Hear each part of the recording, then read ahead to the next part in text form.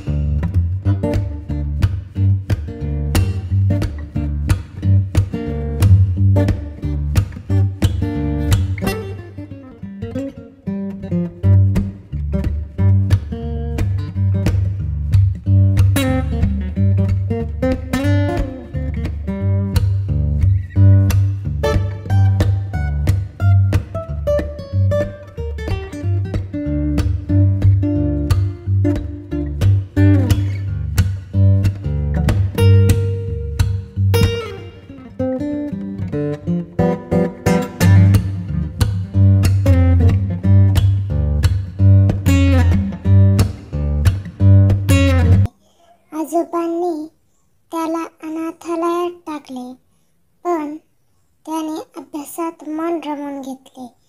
आजोबा कधी कधी भेटायला यायला लागले, पण त्यांची काही दिवस तब्येत खराब झाली आणि ते जग सोडून निघून गेले.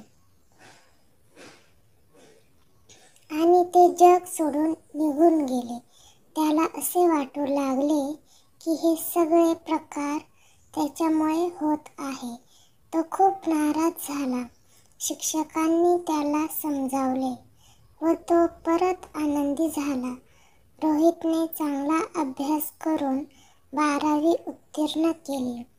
त्यानंतर त्याला पुढील शिक्षण घ्यायचे होते, म्हणून त्याने प्रयत्न केले व त्यानंतर त्याला गव्हर्नमेंट जॉब मिळाला.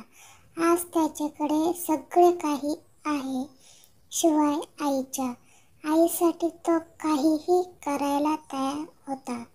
त्याने त्याच्या पैशातून गव्हर्नमेंट अनाथालय आणि गव्हर्नमेंट आश्रम तयार केले, जिथे त्याच्यासारख्या मुलांचे संगोपन होते व आश्रममध्ये त्याला नको तेवढ्या आई भेटल्या, पण तो अजूनही त्याच्या आईची वाट पाहून आहे.